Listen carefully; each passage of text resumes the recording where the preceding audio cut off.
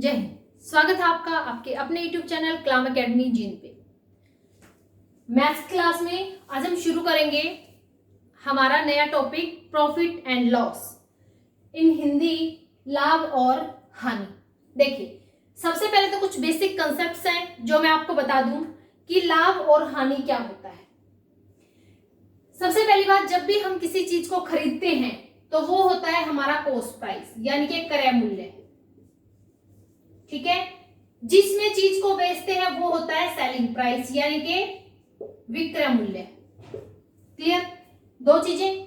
उसके बाद अगर कॉस्ट प्राइस, यानी कि हमने मान लो कोई भी चीज 10 रुपए की खरीदी और हमने वो चीज बेच दी 20 रुपए की, ठीक है, तो हमें क्या हुआ? प्रॉफिट हुआ। क्या हुआ? प्रॉफिट। कितने रुपए का? 10 रुपए का। ठीक है, अगर मैंने यही चीज मान लो यहाँ पे 20 रुपए की खरीदी और मैंने यहाँ पे 10 रुपए की बेच दी, तो मुझे क्या होगा? तो मुझे लॉस होगा। कितना रुपीस? 10 रुपीस। अब बात आती है, यहां से आपको कॉस्ट प्राइस सेलिंग प्राइस का पता चल गया हिंदी में, और इंग्लिश में पता चल गया प्रॉफिट और लॉस कैसे होता है। अब बात आती है प्रॉफिट परसेंटेज और लॉस परसेंटेज निकालने की। मान लो यहाँ आपको 10 रुपए प्रॉफिट हुआ और आपसे एग्जामिनर पूछे कि प्रॉफिट परसेंटेज बताओ, तो प्रॉफिट परसेंटेज कैसे निकालते हैं? इज इक्वल टू, यानी कि लाभ प्रतिशत। हिंदी में क्या बोलेंगे? लाभ प्रतिशत। ये हमेशा होगा, लाभ ऊपर रहेगा, यानी कि जो प्रॉफिट हुआ है आपको वो ऊपर, यानी कि जितने रुपए का लाभ हुआ है, जितने रुपए का प्रॉफिट हुआ है, ठीक है, वो तो आएगा आपका ऊपर, डिवाइड बाय हमेशा रहेगा कॉस्ट प्राइस, यानी कि क्रय मूल्य। क्लियर?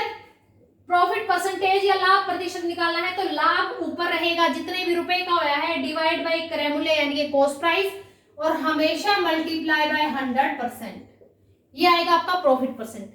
ऐसे ही जब हमें प्रॉफिट की जगह मान लो लॉस हुआ है और हमें निकालना है लॉस परसेंट, यानी कि हानि प्रतिशत, तो सेम एज इट इज, लाभ की जगह क्या हुआ है? हानि, तो यहां आ जाएगा आपका loss, divide by same as it is cost price यानी कि क्रय मूल्य, और मल्टीप्लाई बाय 100%, ये आ जाएगी आपकी हानि प्रतिशत यानी कि लॉस परसेंट। क्या क्या चीजें पढ़ ली? Cost price, selling price, profit क्या होता है, लॉस क्या होता है, प्रॉफिट परसेंटेज कैसे निकालेंगे, लॉस परसेंटेज कैसे निकालेंगे। अब बात करते हैं कि कॉस्ट प्राइस और सेलिंग प्राइस अगर हमें निकालना पड़ जाए तो क्या करेंगे।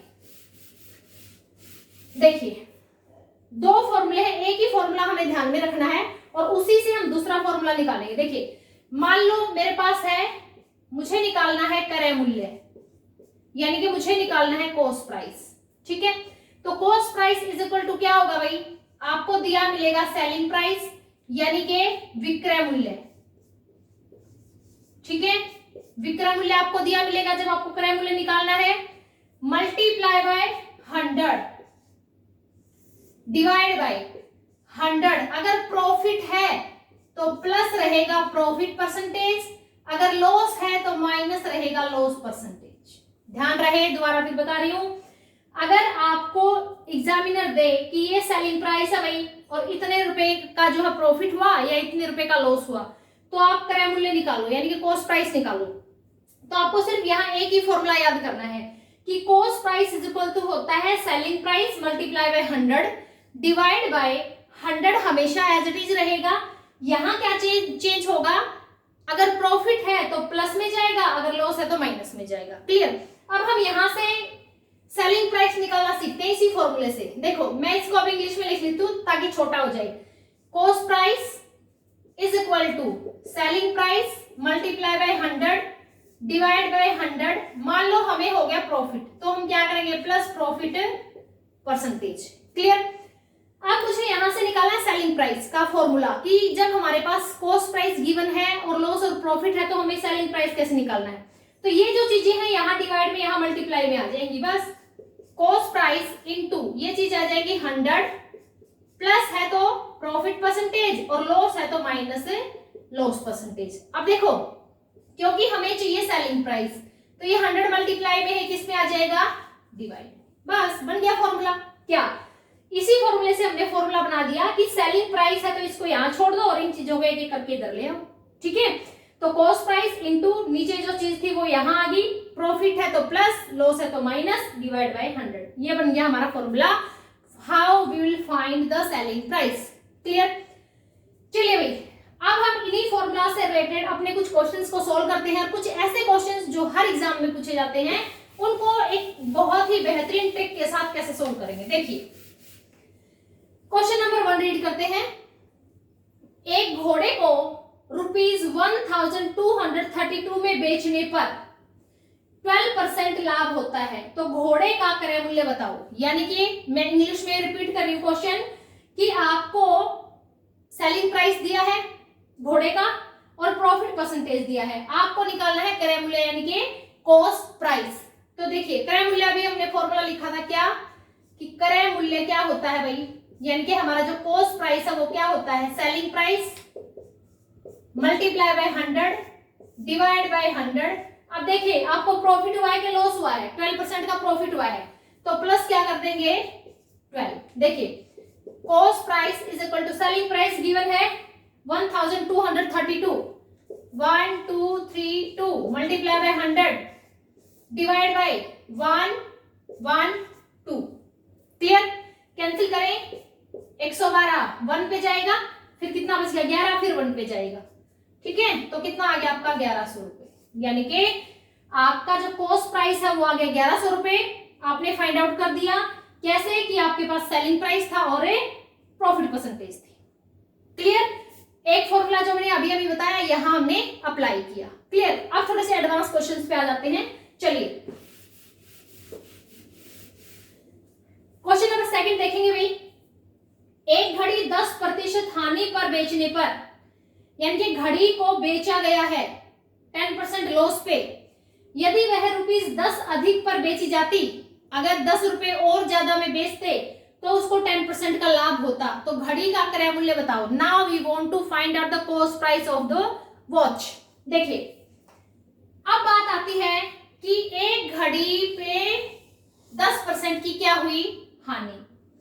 अगर 10 रुपए अधिक में बेचते तो क्या होता 10% का लाभ। देखिए हमने लेट कर लिया, मान लिया बेचने की बात हो रही है तो हमने मान लिया कि जो विक्रय मूल्य है, यानी कि लेट कर लिया हमने सेलिंग प्राइस क्या भाई 100 रुपीज, क्योंकि जब परसेंटेज की बात आती है तो हम अक्सर 100 रुपीज लेट कर लेते हैं, ठीक है, ताकि कटने पिटने में वो आसान हो जाए।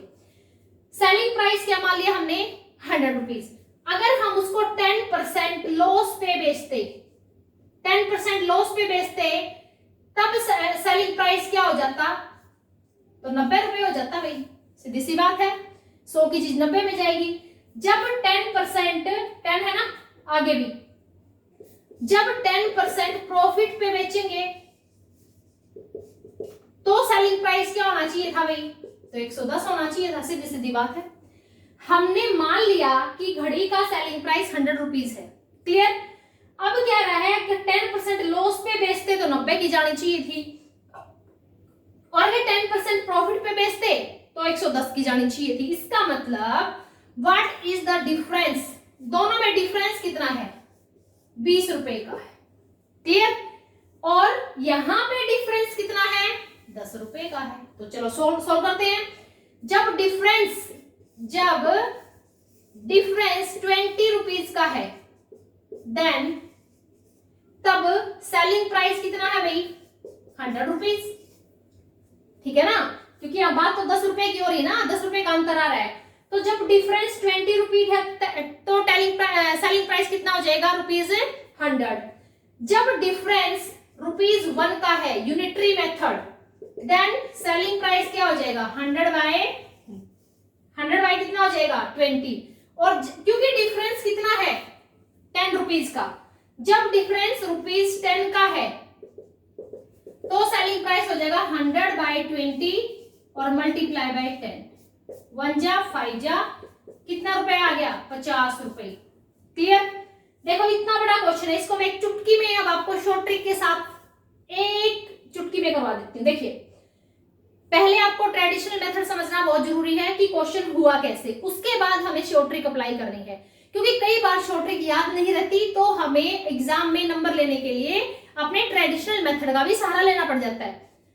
मैंने क्या बताया, यहां पे बात हो रही थी कि अगर 10% हानि पे बेचे तो 10 रुपए कम में बेचे तो, यानी कि बेचने की बात हो रही है, तो हमने उसका सेलिंग प्राइस सेलेक्ट कर लिया 100 रुपीज।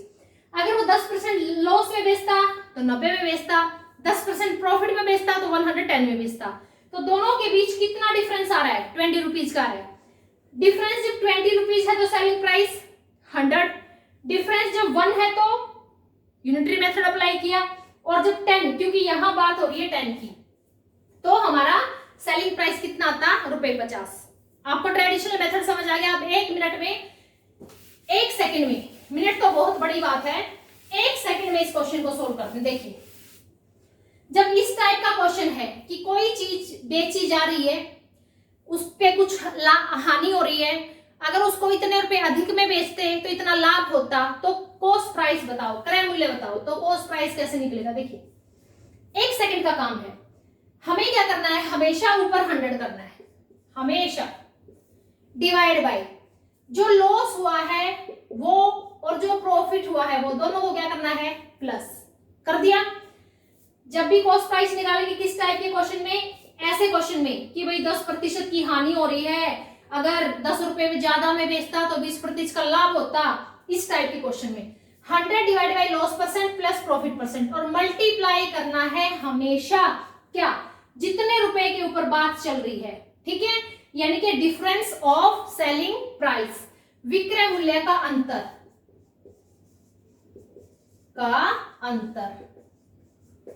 चलो भाई करते हैं, कॉस्ट प्राइस कितना आएगा देखते हैं, 100, 10% लॉस 10% प्रॉफिट, कितना आ गया 20, विक्रय मूल्य में अंतर कितना आ रहा है 10 का, 2 से 50, क्या वही आया आंसर, बिल्कुल वही आया।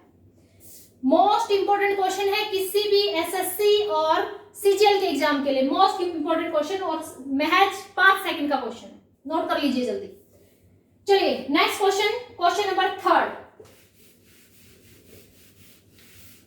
देखिए भाई, क्वेश्चन नंबर 3 क्या कह रहा है, कुछ संतरे ₹10 के 11 की दर से, यानी कि 10 रुपए में संतरे 11 खरीदे तथा ₹11 के 10 बेचे, यानी कि 10 रुपए में आपने खरीदे 11 संतरे और 11 रुपए में आपने बेचे 10 संतरे, तो प्रॉफिट और लॉस बताओ। Very simple, very very simple trick. देखो, एक जगह तो लिख लो रुपीज, ठीक है, एक जगह लिख लो आप आपकी जो वस्तु है, जो भी आपका आर्टिकल है, जो भी आपकी चीज है, ठीक है। देखिए, पहली बात गड़बड़ नहीं करनी है, रुपीज, पहली लाइन में देखो 2 चीजें हैं, ₹10, रुपीज के नीचे लिख दो, 10 रुपीज में वस्तुएं कितनी आई 11।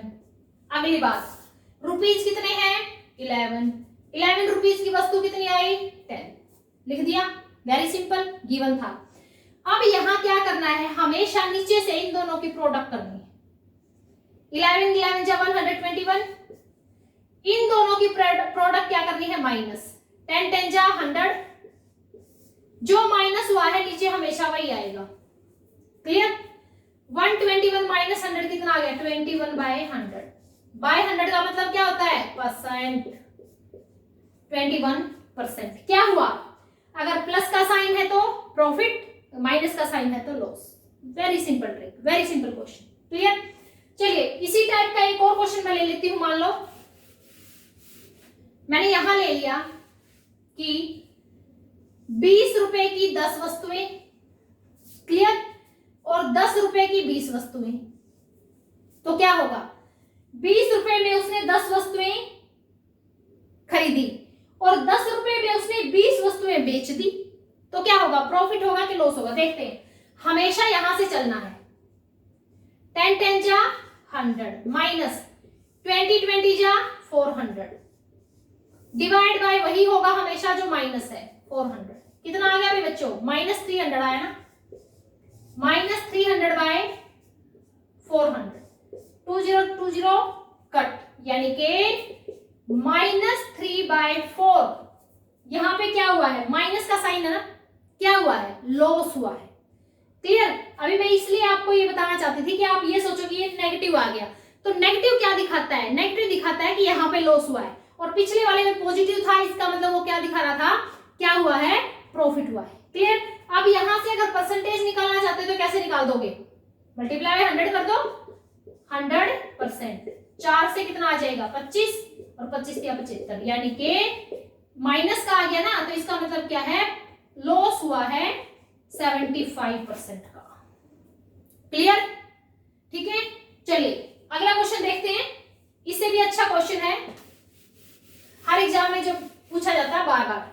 देखिए भाई, क्वेश्चन है कि 16 वस्तुओं का क्रय मूल्य 12 वस्तुओं के विक्रय मूल्य के बराबर है। आपको कुछ नहीं करना, आपको 2 चीज पढ़नी है बस। 16 वस्तुओं का क्या पढ़ना है, क्रय मूल्य। देखिए भाई, 16 वस्तुओं का क्या है, क्रय मूल्य बस, और 12 वस्तुओं का क्या है, विक्रय मूल्य बस। 2 वर्ड पढ़ने हैं।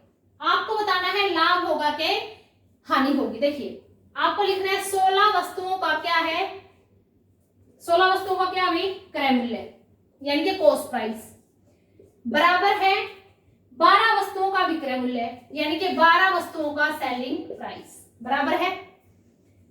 जो एक जैसी टर्म्स है, जैसे कॉस्ट प्राइस है, सेलिंग, इनको तो इकट्ठा कर लो, जो नंबर है उनको इकट्ठा कर लो। कॉस्ट प्राइस यहां रह गया, सेलिंग प्राइस को इधर ले आओ, ले आए। 12 वहां एज इट इज है, 16 को इसके नीचे ले आओ, ले आए।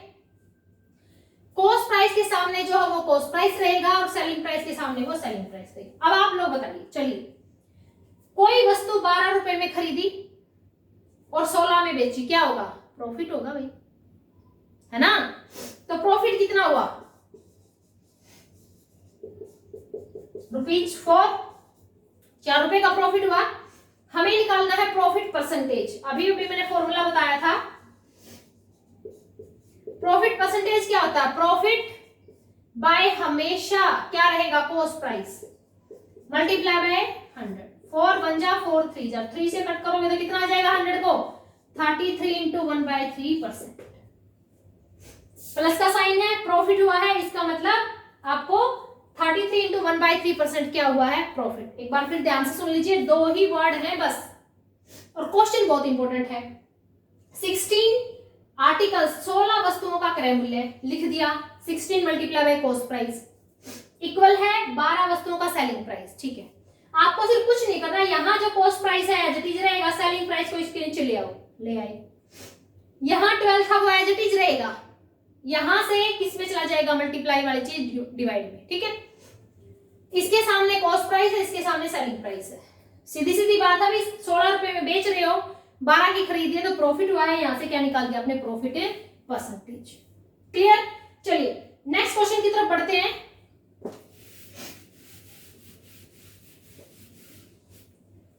हाँ जी, क्वेश्चन क्या है, एक दुकानदार अपने सामान को क्रय मूल्य पर ही बेचता है, यानी कि जो भी शॉपकीपर है उसने 100 रुपीज की कोई चीज खरीदी तो वो 100 रुपीज की ही बेच रहा है, बिल्कुल। लेकिन वो एक गड़बड़ करता है। गड़बड़ क्या करता है कि 1 किलोग्राम यानी कि 1000 ग्राम की जगह वो 950 ग्राम सामान तोल देता है। इसका मतलब 50 ग्राम चीज जो है उसका तो प्रॉफिट उसका हो गया ना, तो हमेशा प्रॉफिट ही होगा। 50 ग्राम जो चीज है उसका क्या होगा, उसको प्रॉफिट होगा। तो बताओ किसको कितना प्रॉफिट हुआ। एक बिल्कुल छोटा सा क्वेश्चन है, देखिए टोटल जो है हमारे पास कितना होना चाहिए, 1 किलोग्राम। ठीक है, वेट, टोटल वेट कितना होना चाहिए, 1 किलोग्राम। लेकिन शॉपकीपर कितना देता है, शॉपकीपर देता है 950 ग्राम, यानी कि कमी कितने की आई, कमी आई 50 ग्राम की। क्लियर।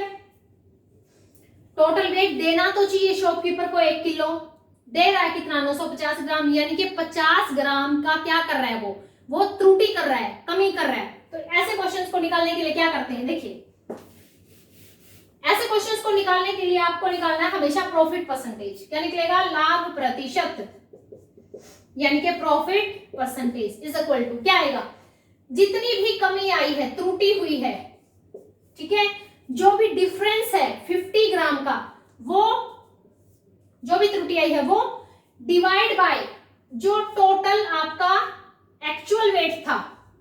एक्चुअल वेट इसको आप लिख सकते हो 1000। एक्चुअल वेट था 1000 माइनस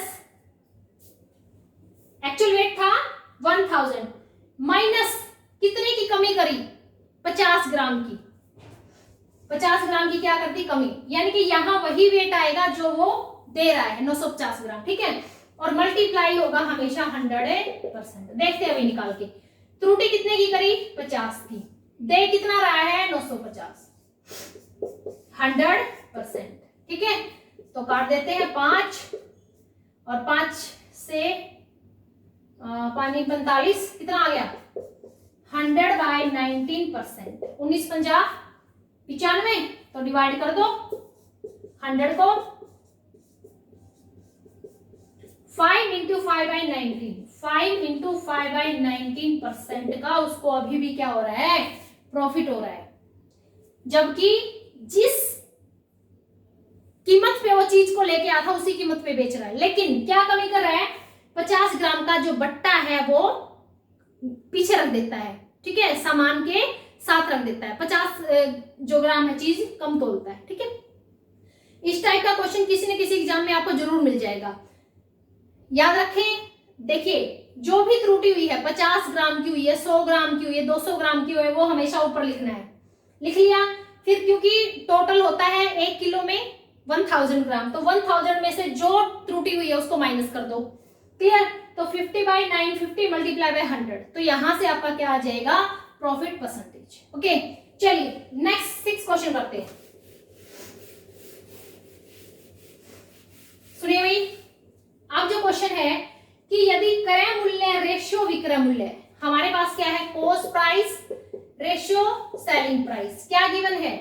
4:5। बस यही गिवन और कुछ गिवन नहीं। अब बता रहे हैं हो तो वस्तु का लाभ प्रतिशत या हानि प्रतिशत बताओ, यानी कि प्रॉफिट परसेंटेज और लॉस परसेंटेज, जो भी हुआ है वो बताओ। देखो भाई, हमें डायरेक्ट सही सही दिख रहा है कि कोई चीज हमने 4 रुपए की खरीदी, ठीक है, और 5 रुपए की बेच दी। क्या हुआ? प्रॉफिट हुआ। कितना प्रॉफिट हुआ? अरे भाई, वो जो पूरा 1 रुपए का प्रॉफिट हो रहा है ना। 4 रुपए की खरीदी, 5 की बेच दी, 1 रुपए का मुनाफा कमा लिया। अब मुझे निकालना है प्रॉफिट परसेंटेज। कैसे निकालोगे? 1 रुपए का प्रॉफिट हो रहा है, प्रॉफिट हमेशा किस पे निकलेगा? कॉस्ट प्राइस पे। कितना है? 4 और मल्टीप्लाई बाय 100%। कितना आ गया? 25%। कितने का प्रॉफिट हो रहा है? 25% का। क्लियर?